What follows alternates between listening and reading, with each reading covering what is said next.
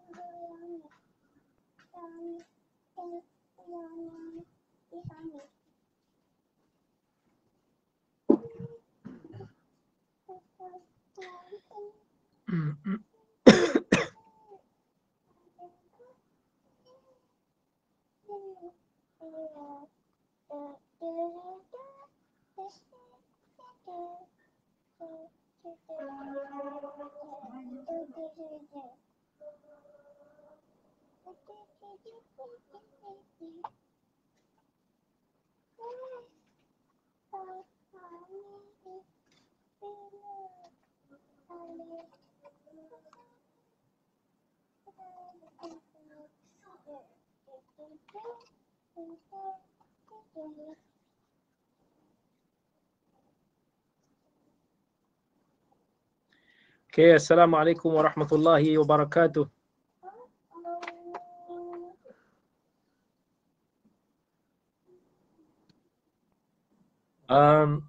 Suara okay? Hopefully everything is okay. Let me check first.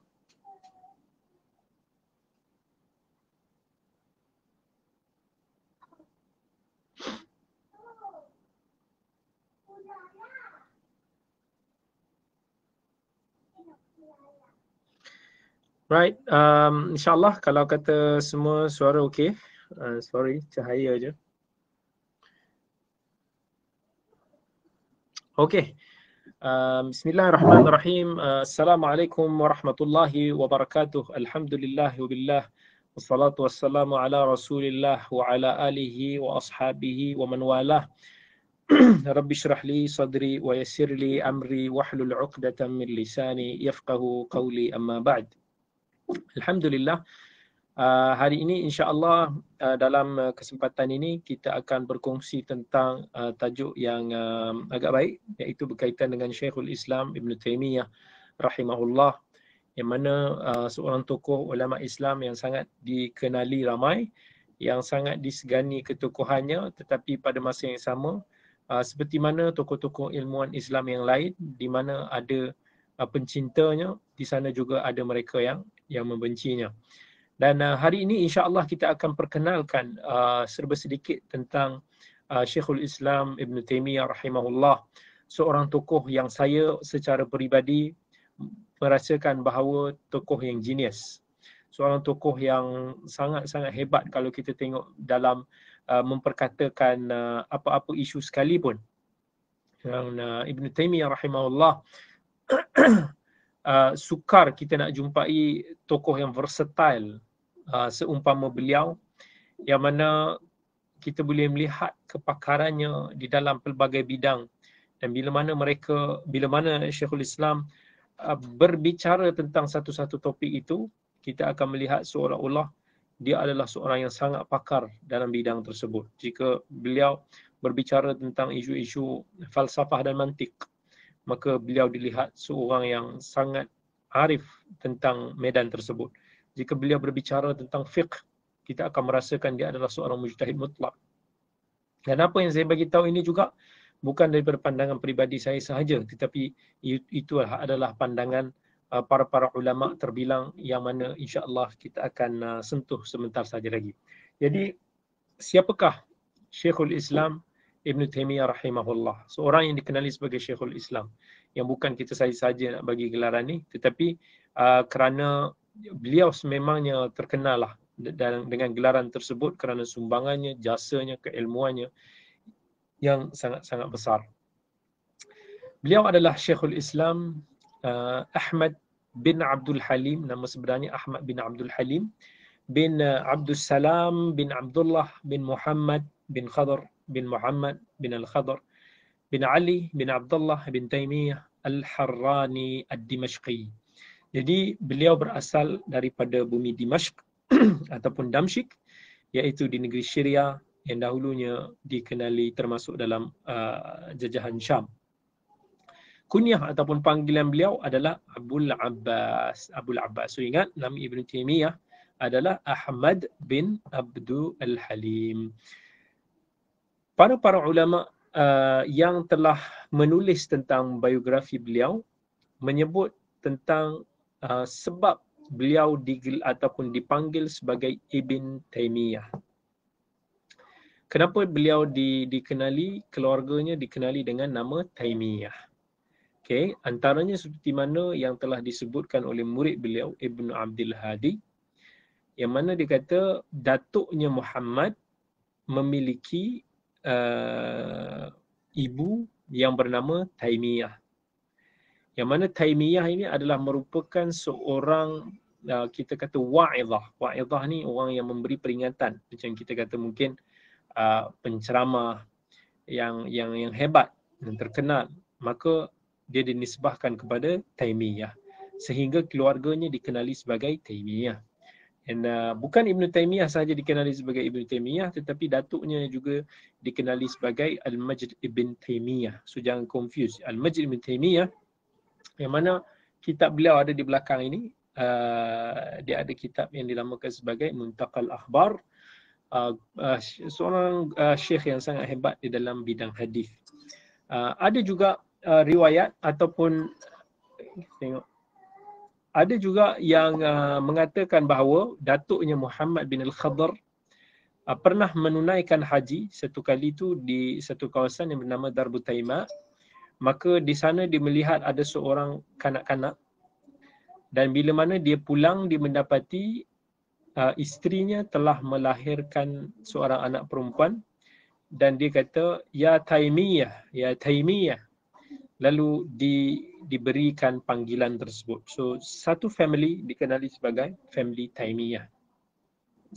Now kita nak bercerita tentang macam mana Syekhul Islam Ibn Taimiyah ini membesar. Beliau lahir pada 12 Rabiul Awal tahun 661 Hijriah di Harran. Macam kita tadi, Harran di Syria. Dan pada masa Syekhul Islam Ibn Taimiyah berusia 7 tahun, dia berpindah ke Dimashq ataupun Damsyik ataupun orang putih kata Damascus. Dia berpindah ke sana bersama dengan ayahnya untuk melarikan diri ketika itu daripada pasukan Tatar yang memerangi kaum muslimin. Dan kita akan sebut juga sedikit sebanyak tentang zaman Ibn Taimiyah, yang mana ketika itu zaman yang penuh dengan peperangan. Dan beliau membesar di kalangan keluarga yang mencintai ilmu, yang penuh dengan ilmu, keluarga yang faqih di dalam agama. Dan kalau kita tengoklah keluarga Ibn Taimiyah ni, daripada ayahnya, daripada pakciknya, daripada saudaranya, banyak daripada kalangan keluarga Ibn Taimiyah ni daripada kalangan ulama yang terkenal. Kan? Antaranya is if kita tengok belah datuk-datuknya, Muhammad Al-Khadr, ayahnya Abdul Halim bin Muhammad bin Ibn Taimiyah juga. Dan kita tengok Abdul Salam bin Abdullah bin Taimiyah yang digelar sebagai Majduddin ataupun dipanggil sebagai Abul Barakat, yang dia ada karangan dalam bidang hadis yang saya kata tadi, Al-Muntaqa. Dan kitab ini telah disyarahkan oleh Al-Imam Syaukani rahmatullahi alaih, kitab Nailul Awtar yang dahulunya, kitab tu yang hijau kat belakang tu, yang dulunya menjadi silibus bagi kuliah hadis di Universiti Islam Madinah. Dia juga ada kitab Al-Muharrar dalam bidang fiqh.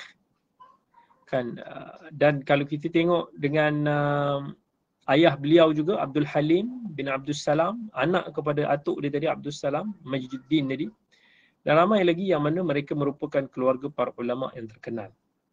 So kita kata dalam lingkungan ilmiah dan bi'ah yang salihah ini, Al-Imam Syekhul Islam Ibn Taymiyah membesar, dan pertama sekalinya beliau menuntut ilmu dengan ayahnya, dan kemudian bersama dengan para ulama di Damsyik. Ketika kecil lagi, Al-Imam Ibn Taymiyah telah menghafal Al-Quran. Pada masa yang sama, seperti mana kebiasaan para ulama terdahulu yang telah menekuni ilmu-ilmu Islam seperti hadis, fiqh, usul, tafsir pada usia yang masih lagi kecil. Dan even pada usia yang sangat-sangat muda, kecil lagi, dia telah dikenali sebagai seorang yang sangat cerdas, memiliki hafalan yang sangat baik, dan very, very brilliant. Kemudian beliau sangat intensif dalam menekuni ilmu-ilmu, sampailah pada ketika masih muda lagi, dia dikatakan sudah mengumpul ataupun sudah ada kriteria-kriteria seorang mujtahid. Dan tak lama selepas daripada itu, walaupun usianya masih lagi muda, tetapi dia sudah diakui oleh ulama-ulama besar pada zamannya, mengakui ilmunya, kelebihannya, keberaniannya. Masa tu dia belum lagi mencapai usia 30 tahun. Sampai nak cerita masa usia yang muda, murid dia Ibn Abdul Hadi pernah menceritakan pada usia Ibn Taymiyah masih kecil lagi, dia telah mendengar Musnad Al-Imam Ahmad, belajar Musnad Imam Ahmad berkali-kali. Bayangkan Musnad Imam Ahmad yang sangat-sangat besar, tak kurang daripada 30,000 hadis tu. Dia dah belajar berkali-kali dan telah menekuni kutubus sittah daripada kibar ulama, dan dia dah belajar menekuni Mu'jam Al-Kabir li Tabrani. Kemudian Syekhul Islam juga seorang yang sangat mengambil berat tentang ilmu hadis, telah bertalaqi dengan ulama-ulama hadis, menghafal Al-Quran, menekuni ilmu fiqh, menekuni bahasa Arab. Yang pertama sekali dengan antara gurunya terawal, guru bahasa Arabnya adalah Ibn Abdul Qawi. Dia membaca kitab-kitab Sibawayh sehingga dia menjadi seorang yang sangat mahir dalam nahwu.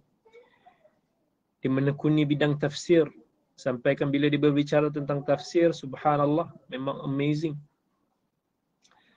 Begitu juga dalam bidang fiqh dan usulnya. Sampai kalau kita baca fatwa-fatwa ataupun majmu' fatwa Ibn Taymiyah, kita akan melihat bahawa Ibn Taymiyah adalah seorang yang boleh kita kata macam sangat tersendiri ataupun sangat unik di dalam istimbat-istimbatnya berkaitan dengan hukum hakam. Dan Ibn Abdul Hadi kata ini semua berlaku pada usianya belasan tahun sahaja. Menjadikan ulama-ulama di Dimashq masa itu sangat-sangat surprise dengan kebijaksanaan, kecerdasan Syekhul Islam Ibn Taymiyah, melihat kepada daya hafazannya, daya kefahamannya yang sangat-sangat baik. Boleh kata sangat kuranglah kitab-kitab utama dalam pelbagai bidang, melainkan Ibn Taymiyah rahimahullah telah mentelaahnya, yang mana Allah telah kurniakan beliau kehebatan ataupun kepantasan dalam menghafal dan sukar untuk nak lupa. Sangat biasa kalau kita dengar Ibn Taymiyah ni, bila didengar akan apa-apa sahaja, benda tu akan maintain dalam ingatan dia. Dan boleh macam seumpama ilmu itu telah bercampur dengan darah daging dia. Dan Syekhul Islam Ibn Taymiyah seorang yang dikenali hasunul istimbat, seorang yang bila mana dia istimbat ayat-ayat Quran ataupun hadis-hadis Nabi SAW, istimbat yang sangat strong hujahnya dan pantas pula tu. Dia punya istimbat, dia boleh fikir, dia boleh macam komputer. Dan ini apa yang dikatakan oleh seorang ilmu hadis yang terkemuka,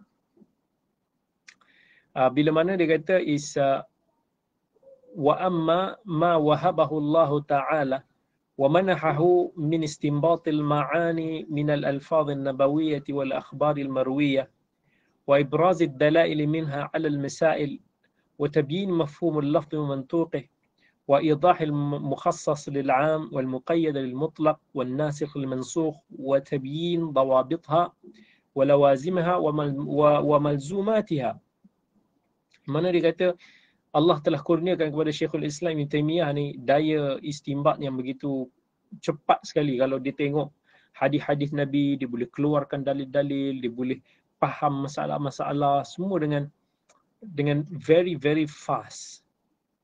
Dan even Ibn Abdul Hadi, murid dia pun pernah beritahu bahawa dia Syekhul Islam ni macam life dia is all about ilmu, kan? Tak ilmu ijtihad, tak ilmu berjihad, sampai dia ni orang pun segan kata melihat dia punya kredibilitinya, dia punya zuhud waraknya, keberaniannya, kedermawanannya. Dan antara yang beliau sangat terkenal itu dalam bab al-amru bil ma'ruf wan nahyu 'anil munkar. Itu antara yang Ibn Taymiyah sangat-sangat dikenali. Seorang yang sangat dikenali sebagai seorang yang ikhlas, seorang yang sangat takut kepada Allah Azza wa Jal, seorang yang sangat berpegang dengan sunnah Nabi SAW, seorang yang dikenali sebagai orang yang berakhlak mulia, banyak berbuat kebaikan kepada orang lain, sangat bersabar di atas apa-apa yang menimpanya, macam-macam bentuk kebaikan lah.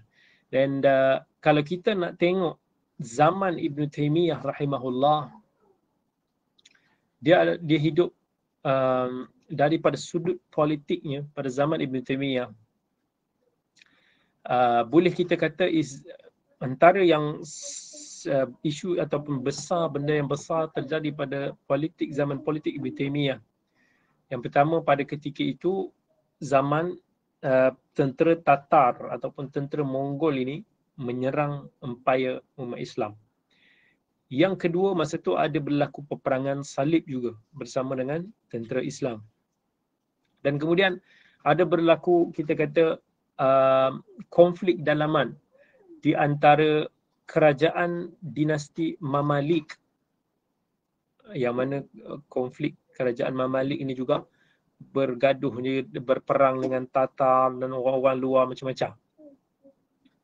That's why Al-Imam Ibn Al-Athir rahimahullah telah menyifatkan zaman ini, yang mana dia kata sesungguhnya orang Islam dan Islam itu sendiri telah diuji pada ketika ini dengan pelbagai musibah yang mungkin tidak diuji pada umat-umat sebelum ini. Antaranya serangan Tatar. Yang mana serangan Tatar ni semua tahu tentang kekejaman tentera Tatar yang telah melicinkan, meranapkan Baghdad. Orang-orang Islam semua mati bergelimpangan. Antaranya kata lagi keluarnya tentera-tentera salib daripada barat ke Syam dan nak menyerang Mesir, cuba menguasai Dimyat, kan? Hampir-hampir saja nak menguasai situ. Dan kemudian kalau kita tengok masa tu zaman yang terlampau banyak peperangan. Kalau kita tengok kurun ke-7 dulu, memang kurun yang tentera Tatar ni memang dahsyat lah. Sampai telah menjatuhkan Khilafah Abbasiyah di Baghdad masa tu pada tahun 656 Hijrah.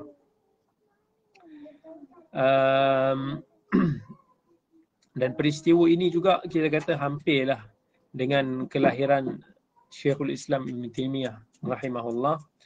Dan kita nak tahu Syekhul Islam Ibn Taymiyah ni lebih muda lah consider berbanding dengan Imam Nawawi rahmatullahi alaih. Imam Nawawi lahir pada tahun 631 Hijrah. So dia lebih muda, I think about 25 years. Dan Ibn Taymiyah telah menyaksikan banyaklah kita kata kemusnahan-kemusnahan yang berlaku disebabkan peperangan. Itu telah menyebabkan jiwa terbina dalam diri dia, jiwa seorang warrior, pejuang untuk membela, mempertahankan Islam dan umatnya. Kemudian kita tengok juga kemunculan tentera salib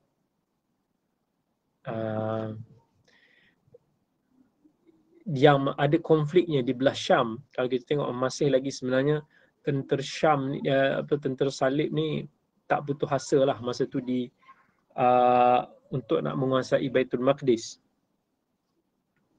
Kemudian kalau kita tengok daripada sudut konflik dalaman, raja-raja Mamalik ni selalu berperang antara satu sama lain dalam merebut kuasa. Kita boleh tengok dinasti Mamalik ni. Even kalau kita tengok dinasti Mamalik yang pertama, Mamlakah Bahriyah, Mamalik Bahriyah, iaitu dalam berterusan selama 144 tahun. Pada masa itu at least 29 sultan telah berganti. Seorang jadi setahun, seorang jadi 2 tahun, seorang mungkin 3 tahun. Dan itu belum lagi dengan peperangan dinasti Mamalik ini dengan tentera Tatar. Dan Ibn Taymiyah pun ada peranan lah dalam bab ini. Yang Ibn Taymiyah bukan sahaja pergi berperang tetapi juga banyak menasihatkan para pemimpin daripada raja-raja Mamalik supaya tidak mudah-mudah untuk nak menumpahkan darah umat Islam.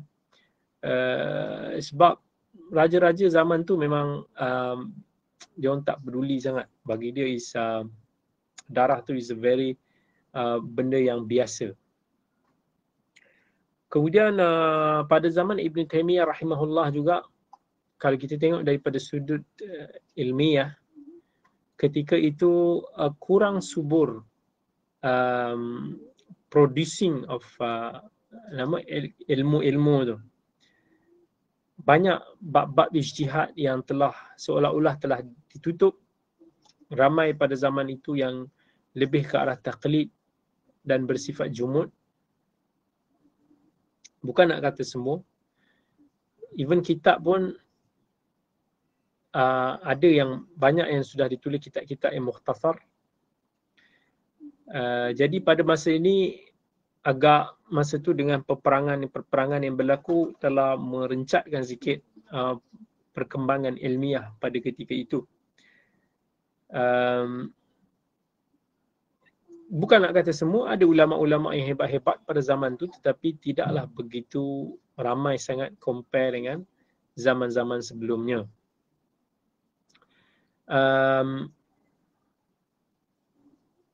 Kemudian kalau kita nak tengok daripada sudut ilmu, penulisan-penulisan Ibn Taymiyah rahimahullah, boleh kata Ibn Taymiyah telah meninggalkan kepada kita warisan dan legasi penulisan yang sangat-sangat bernilai. Para ulama tak pernah berhenti daripada mengambil manfaat, mengkaji kitab-kitab beliau sampai kepada sekarang-sekarang ni. Macam-macam risalah beliau yang berjilid-jilid. Ada, kita boleh tengok fatwa-fatwa. Ada pelbagai perbahasan bagi satu masalah yang disebut sebagai masail. Banyak yang sudah dicetak. Ada yang mungkin masih belum dicetak. Bayangkan pada zaman itu yang sangat mencabar, zaman yang beliau pun sibuk dengan peperangan tetapi telah menghasilkan kepada kita warisan-warisan penulisan yang sangat-sangat hebat. Beliau seolah-olah menulis pada semua bidang. And penulisan beliau pula sangat teliti. Dan Ibn Taymiyah ni memang macam saya kata tadi adalah orang yang genius, yang very rare lah dalam sejarah. Kita jarang tengok someone yang begitu master dalam pelbagai bidang. Dan kemudian kalau kita tengok bila dia membahaskan satu isu, perbahasan dia macam dah cukup, kita kata macam khalas. This is it, that is it. Itulah dia pandangannya. Itulah yang kita nampak seperti rajih. Nak kata very strong argument, hujah-hujah yang dibawakan oleh beliau. Not even musuh sendiri pun, not even enemy yang mengakui, kita kata, keluasan ilmu beliau. Bukan setakat kawan-kawan, bukan setakat murid ataupun guru, even musuh. And buktinya bila dia berbicara tentang suatu ilmu ataupun mana-mana cabang ilmu, orang akan ingat dia is a master of that bidang. disebabkan ketelitian dan dalamnya ilmu beliau dalam bab tersebut. And kalau seseorang tu dia teliti tulisan dan karya-karya Ibn Taymiyah, dan kita akan tengok betapa dahsyatnya Syekhul Islam dalam membela Islam, dalam membela agama kita ini daripada ideologi-ideologi yang batil pada zaman itu. Kita akan sangat kagum. Of course, sangat banyak kita kata penulisan Ibn Taymiyah. Walaupun sangat banyak, but kita boleh tengok kitab-kitab Ibn Taymiyah ini bertebaran di serata dunia. Sebab kata Hafidh al-Bazzar, Bazzar bukan Bazzar yang hadis tu. Bazzar yang hadis tu meninggal tahun 291 atau 293. Sebab ini Bazzar yang meninggal tahun 749 Hijrah. Itu pun dia kata penulisan Ibn Taymiyah tak mampu nak dihitung. Aku sendiri pun dia kata tak mampu untuk nak menghitung jumlahnya. Sebab ia sangat banyak. Ada pelbagai saiz yang besar ataupun yang kecil. Ada yang bertebaran. Dan aku telah melihat mana-mana tempat yang aku pergi ni, ada je kitab-kitab beliau. Al-Imam Ibn Rajab rahimahullah pun sebut penulisan-penulisan Ibn Taymiyah ini sangat masyhur daripada untuk disebut. Sangat dikenali dari diingkari. Bagaikan matahari lah kita kata, yang telah menerangi pelbagai pelusuk bumi. Tak ada siapa yang mampu untuk nak hitung banyaknya. Muridnya Ibn Abdul Hadi pun mention benda yang sama. And even Syekhul Islam Ibn Taymiyah bila mana telah ditangkap dan dipenjara, masih lagi rajin untuk nak menulis. Antara kitab-kitab Ibn Taymiyah rahimahullah yang kita boleh tengok telah diterbitkan sekarang, Kitabul Istiqamah. Ada 2 jilid. Kitab yang sangat famous, Iqtida' as-Siratal Mustaqim li Mukhalafati Ashabil Jahim.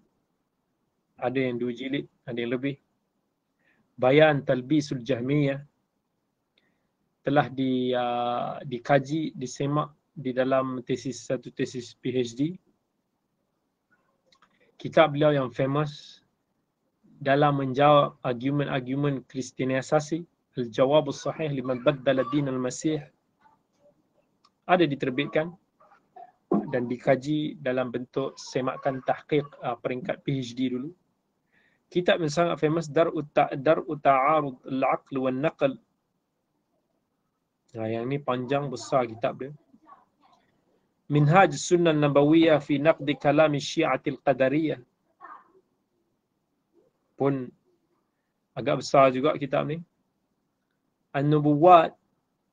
Banyak lagi sebenarnya kalau kita nak tengok kitab-kitab yang telah diterbitkan, masih lagi dikaji, dan ada juga yang telah hilang. Syekhul Islam bukan sekadar dikenali sebagai seorang yang alim daripada sudut ilmu, tetapi ramai orang tak kenal tentang sisi amaliyah, kerja hidup, gerakan beliau. Orang kenal dia sebagai seorang ulama, sebagai seorang penulis, sebagai ahli fatwa melalui karya-karya beliau yang tersebar. Padahal dia ada sudut lain, sudut kehidupan lain yang mungkin sebahagian kita tak tahu. Antaranya, beliau banyak berjihad dengan pedang, berlawan, memberikan semangat. Pada zaman itu adalah zaman peperangan. Beliau sendiri terjun dan terlibat dalam medan pertempuran. Dan banyak mendapat pujian kerana keberaniannya dalam menghadapi musuh. Daripada sudut jihad pena dan lisan, beliau rahimahullah boleh kata sebagai tembok yang berdiri di hadapan musuh-musuh Islam dan juga penganut pelbagai agama aliran ahli bidah. Orang kata diumpama satu gunung yang kukuh. Kadang-kadang beliau berdebat secara langsung dengan mereka. Kadang-kadang melalui tulisan. Dan beliau banyak menghancurkan racun-racun pemikiran, ideologi mereka. Jawab tipu-tipu daya mereka. Masa zaman tu banyak ahli-ahli falsafah yang menyimpang. Ideologi batiniyah. Ada daripada golongan Sufiyah, Ismailiyah, Nusairiyah, Rafidah, Etis. Macam-macam syubhat yang ada pada zaman tu. Banyak membantah ahli kalam. Dan orang yang melihat daripada sisi ini, dari kehidupan beliau, seolah-olah akan tengok bahawa Syekhul Islam tidak pernah mensia-siakan sesaat daripada hidup dia. Beliau diperangi, beliau diusir, beliau disakiti, beliau dipenjara berkali-kali di jalan Allah. Even masa Syekhul Islam wafat sekalipun, ketika itu masih berada di penjara Qal'ah di Damaskus. Even so, dia tak pernah berhenti daripada menyuarakan bantahan terhadap ideologi yang menyimpang. Masa tu sampai dia menjadi someone yang sangat disegani dan digeruni.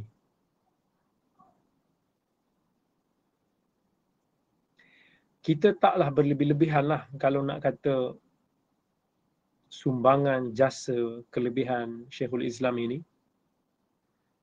Kita tengok kitab-kitab beliau sendiri pun dah cukup solid nak menyatakan bantahan terhadap kelompok-kelompok yang menyimpang, yang muncul. Even hari ni kalau kita tengok bertumbuh macam cendawan kan. Benda ni daripada dulu lagi dah wujud dah. Banyak sangat kelompok-kelompok pada zaman tu yang Syekhul Islam kena perangi. Sangat banyak. Macam mana dia nak jawab hujah-hujah tersebut. And selain daripada ilmu ataupun pemahaman agama, beliau juga sangat dikenali sebagai seorang yang banyak menyeru ke arah yang ma'ruf dan mencegah daripada kemungkaran. This is something yang is very well known about. Benda ni even para ilmuwan pada zamannya pun akui. Seorang yang dermawan. Seorang yang banyak mengutamakan orang lain melebihi diri sendiri. Baik dalam soal pakaian, makanan atau apa pun. Seorang yang sangat rajin dalam beribadah. Terkenal dalam rajin membaca Al-Quran. Seorang yang sangat warak, seorang yang sangat zuhud. Boleh kata hampir-hampir dia tidak memiliki apa-apa kesenangan daripada dunia. Seorang yang sangat tawaduk dalam penampilan, pakaian, sifat diri, tak terlalu push diri untuk nak berhadapan dengan orang. Boleh kata very solid, very charismatic dalam membela kebenaran. That's why orang hormat, orang sayang, orang segan. Kecuali dengan ahli-ahli bidah yang dengki dengan beliau. Dan kalau kita tengok masa Al-Imam Ibn Taymiyah rahimahullah, beliau hidup di satu zaman yang terdapat banyak bid'ah dan kesesatan. Banyak kelompok-kelompok yang batil berleluasa. Banyak syubhat-syubhat yang bercambah dengan kejahilan, dengan sifat ta'assub fanatik, taklid buta yang mengikuti sahaja tanpa dalil. Benda ni berleluasa pada zaman tu. Belum juga pada masa tu orang Islam diperangi oleh pasukan Tatar dan pasukan Salib. Dan kita akan dapati bahawa Syekhul Islam Ibn Taymiyah seorang yang sangat prihatin kepada urusan orang Islam. Beliau banyak menyelesaikan masalah-masalah umat Islam, baik daripada sudut tangan dia, amalinya, lisannya, penanya. Dan siapa yang memerhatikan karya-karya Syekhul Islam, kita akan dapati gambaran ini pada zaman beliau. Iaitu pada zaman beliau banyaknya bid'ah, banyaknya syirik, kesyirikan yang berlaku di sekitar kubur. Ada i'tiqad, keyakinan yang batil pada orang yang telah mati. Mereka sampai diyakini dapat berikan manfaat, memakbulkan doa. Even ada yang sampai diseru pada zaman itu. Banyaknya tersebarnya falsafah-falsafah yang menyimpang. Banyaknya idea-idea batiniyah, kelompok menyeleweng daripada Sufism. Puak-puak Rafidah pun boleh tahan pada ketika itu, menyebarkan bid'ah mereka, melunturkan semangat-semangat umat Islam untuk berjihad.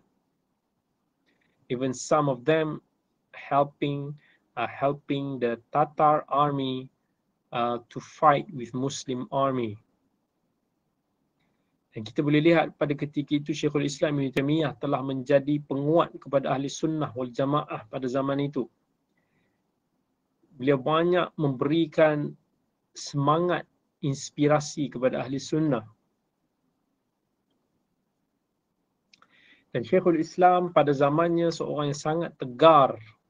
Kita kata sangat kuat dalam membantah penyimpangan-penyimpangan ini. Dimelarang, dimenasihatkan, dimenjelaskan. Dan alhamdulillah banyak yang mendapat hidayah daripada jalan beliau. Allah telah menolong sunnah dan ahli sunnah melalui beliau rahmatullahi alaihi. Tetapi pada saat-saat akhir hidupnya, Syekhul Islam Ibn Taimiyah telah diuji. Berkali-kali beliau telah diuji disebabkan oleh hasad mereka-mereka yang hidup di zamannya. Hasad ini boleh datang daripada orang yang mengaku saudara seagama. Syekhul Islam Ibn Taimiyah tak lekang daripada menjadi bahan fitnah. Sebab beliau berada dalam medan an-nahyu 'anil munkar. Banyak daripada kita kalau nak menjadi pejuang yang selamat, maka cukuplah menjadi amir bil ma'ruf, orang yang cakap benda yang baiknya. But when you inkar the munkar, that is the point when people will start to hate you, start to attack you. Then this is what happened to Syekhul Islam Ibn Taimiyah. Pernah satu ketika Syekhul Islam Ibn Taimiyah cukup dipandang tinggi, disanjung di bumi Syam. Hebat kedudukannya pada ketika itu di sisi para pemimpinnya dan juga di sisi rakyat jelata. Musuh-musuhnya susah nak cari kelemahan Syekhul Islam Ibn Taimiyah. Mereka cuba untuk nak create persepsi negatif terhadap akidah beliau. Sehingga satu hari itu beliau pernah dipanggil pergi ke Mesir pada tahun 705 Hijrah. Selepas senang cerita dibicarakan dalam satu majlis di Dimashq, yang mana orang yang berhujah dengan beliau tu sampai tak boleh nak berhujah. Bila disampai ke Mesir, dia orang trialkan, dia orang bicarakan Ibn Taimiyah yang mula-mula ingat dia orang bawa dia ke sana untuk berdebat atau berdiskusi. Tetapi rupanya bila mana dia tahu ini cuma untuk nak memenjarakan beliau, bukannya untuk nak berdiskusi tetapi lebih untuk nak menjatuhkan hukuman kepada beliau. Dia tak mau jawab, dia tak mau bersuara dan akhirnya dia telah dihukum penjara. Dia dipenjarakan sampailah pada tahun 707 Hijrah. I think around 2 years. Sampai ada pihak daripada Syam yang minta supaya beliau dikeluarkan daripada penjara.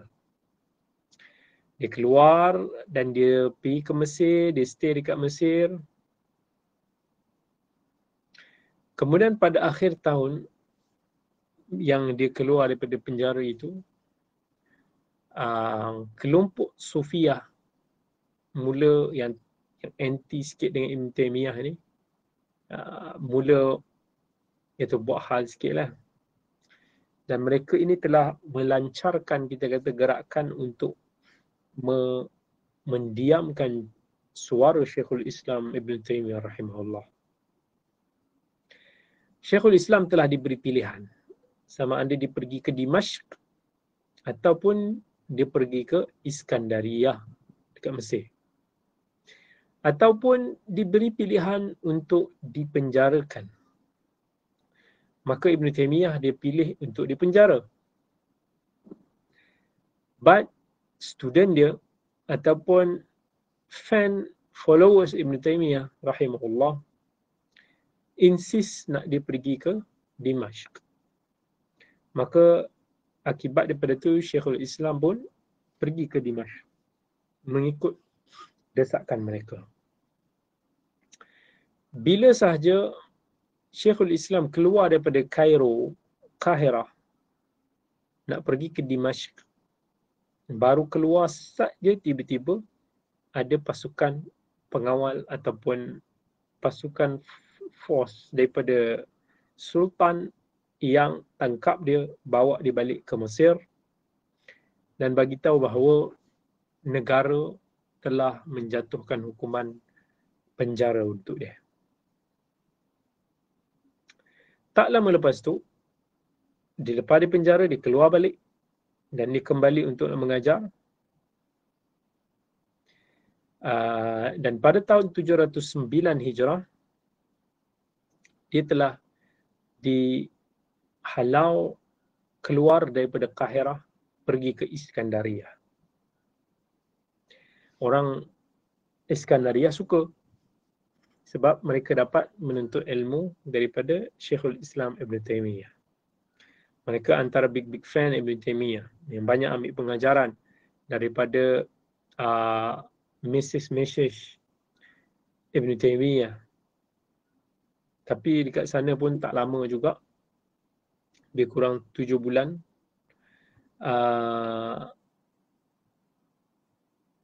Dia minta dikembalikan ke Kahirah oleh Sultan Nasir Qalawun. Benda nampak macam okey sebab Nasir Qalawun ni dilihat seolah-olah banyak backup Ibn Taymiyah dan dia telah kembalikan peranan Ibn Taymiyah untuk nak mengajar di Kahirah. Tak lama lepas daripada itu, dia telah diuji lagi sekali dengan fatwanya berkaitan dengan isu talak. Sehingga beliau telah diperintahkan untuk tidak memberikan sebarang fatwa. Akhirnya, Syekhul Islam telah dipenjarakan di Qal'ah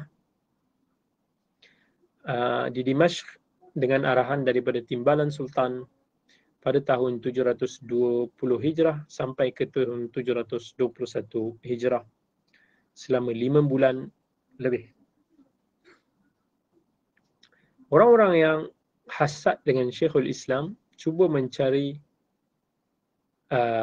halah supaya Ibn Taymiyah ni tak keluar lah. So dia create satu dakwaan ataupun tuhmahan yang palsu lah, tumahan palsu ada tentang hukum ziarah kubur. Mereka menyebar luaskan bahawa Ibn Taymiyah melarang daripada menziarahi kubur. Sehingga kubur Nabi Muhammad sallallahu alaihi wasallam pun diorang tuduh Ibn Taymiyah larang. Maka Naib Sultan di Dimashq tulis satu surat kepada Sultan dekat Mesir tentang perkara tersebut.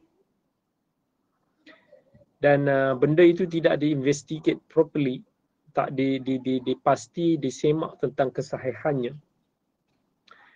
Maka dia telah dihukum penjara lagi. Masa itu dah tahun 726 Hijrah. Dipindahkan ke Qal'ah Dimashq.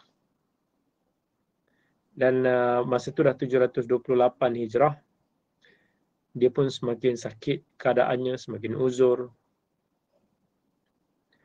Dia tak dibenarkan untuk menulis, tak dibenarkan ada pen ataupun kertas di sisinya masa itu. Tak boleh jumpa dengan sesiapa pun. Itulah kita kata senjata orang-orang yang para ulama ni, dia punya lidah dia, dia punya tulisannya lebih berbisa daripada pedang. Jadi sebab itu mereka sampai ke tahap tu mereka ambil hak Syekhul Islam Ibn Taymiyah. Dan akhirnya beliau wafat. Antara kita kata tanda kebaikan orang yang saleh dan diterima adalah ramai orang merasakan kehilangannya ketika dia meninggal dunia. Sebab tu para salaf menjadikan juga ramainya orang yang mengiringi jenazah seseorang itu sebagai satu petanda lah, insya-Allah petanda yang baik. Dan Imam Ahmad rahimahullah pernah katakan pada ahli bid'ah, perbezaan antara kami dan kamu adalah pada hari kematian. Orang-orang ahli bid'ah ini masa mati dia tak ramai orang yang akan ni lah. Itu pada zaman ni boleh jadi satu tanda. Ahli sunnah orang akan merasakan kehilangan dia. Dan apabila imam itu meninggal, akan terlihat banyak orang yang akan mengiringi jenazahnya ke kubur.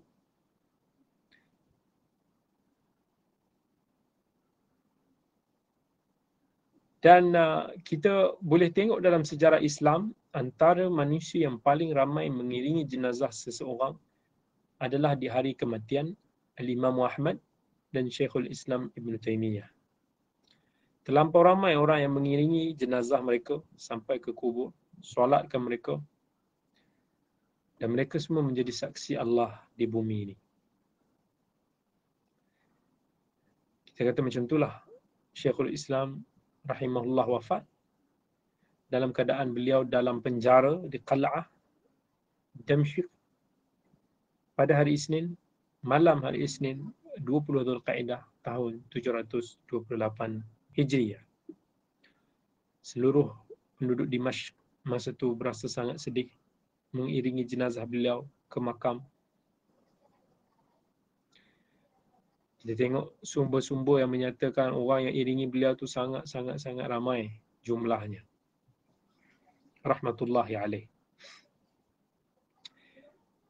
Itu kelebihan seorang ulama yang kita lihat dipuji oleh manusia di zamannya. Sampai kan kalau kita nukilkan apa pujian para ulama terhadap beliau, contohnya orang yang hidup sezaman dengan beliau, Kamaluddin Ibn Az-Zamlakani, kata beliau, kana idza su'ila an fannin min al-ilm dhanna ar-ra'i was-sami' annahu la yu'raf ghayra dhalika al-fan, la ya'rif ghayra dhalika al-fan.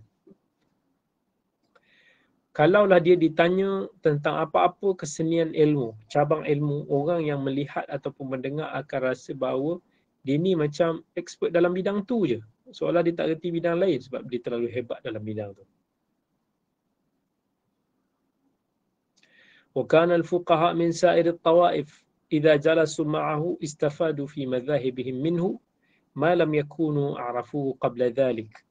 Dan ramai orang daripada para fuqaha pelbagai pihak yang mana akan duduk bersama dengan beliau, ambil faedah daripada beliau tanpa mengira masa tu kalau dia orang tak tahu siapa dia lah.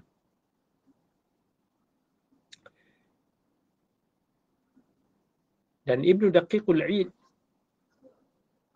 dia kata lamma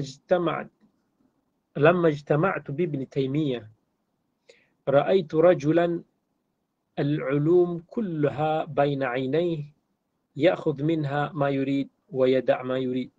Ketika aku bertemu dengan Ibn Taymiyah, aku melihat seorang lelaki yang macam semua ilmu ni ada dekat depan mata dia, dekat kepala dia. Mana-mana dia boleh petik, dia boleh tinggal, dia boleh buat. Sebab macam itu je, komputer dalam kepala dia. Kata Abul Baqa As-Subki, wallahi ya fulan, ma yabghadu Ibn Taymiyah illa jahil aw sahib hawa. فالجاهل لا يدري ما يقول وصاحب الهوى يصده هواه عن الحق بعد معرفته به. Dia kata demi Allah, tak ada orang yang akan membenci Ibn Taymiyah kecuali orang yang jahil dan orang itu adalah pengikut hawa nafsu. Orang yang jahil dia tak tahu apa yang dia nak cakap. Orang yang pengikut hawa nafsu dia akan menghalangi kebenaran yang diketahuinya.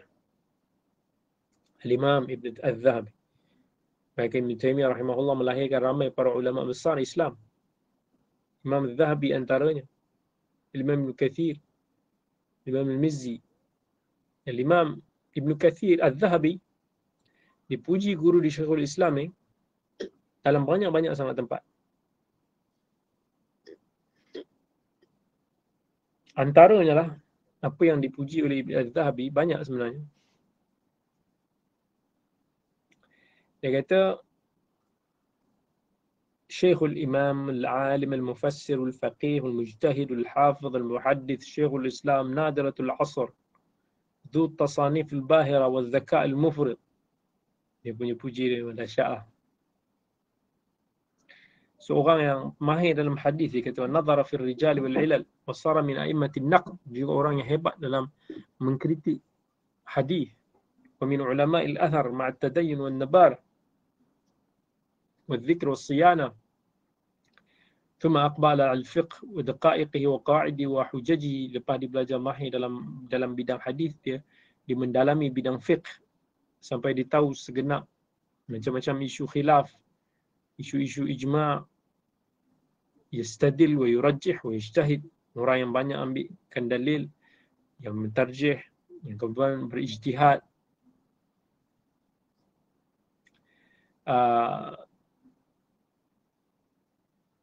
Itu pun dia kata fakan hadha kulluhu ma'a ma kana alaihi min al-karam alladhi lam ushahid mithluhu qat. Ini semua belum lagi diambil kira tentang dermawannya, kemuliaannya yang mana aku tak pernah nampak orang macam tu. Wa syaja'atul mufritah, sangat-sangat berani. Allati yudrab biha al-mathal wal faragh an maladhi an-nafs min al-libas al-jamil wal ma'kal at-tayyib wal raha ad-dunyawiyyah. Orang yang sangat kurang tenggelam dalam kemewahan dunia lah. Kata lagi, kana qawwalan bil haqqi nahaan 'anil munkar. Seorang yang banyak menyeru, berani menyeru ke arah yang benar, mencegah daripada kemungkaran. La ta'khudhu fillahi lawmata la'im. They never care about any other else, hanya takut kepada Allah Azza wa Jalla.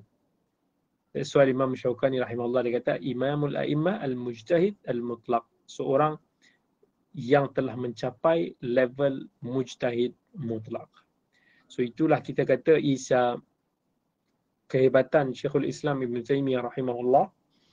Secara ringkas, illa berapa ramai para ulama yang telah menulis tentang biografi beliau, yang telah menulis banyak karang-karangan, satu jilid lebih tentang kehidupan biografi Syekhul Islam Ibn Taymiyah rahimahullah. Moga-moga Allah memberikan kita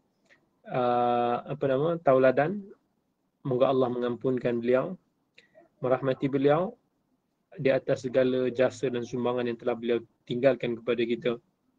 Allahumma ighfir lahu warhamhu wa'afihi wa'fu anhu. Wa sallallahu ala sayyidina Muhammad wa ala alihi wa sahbihi ajma'in walhamdulillahi rabbil alamin.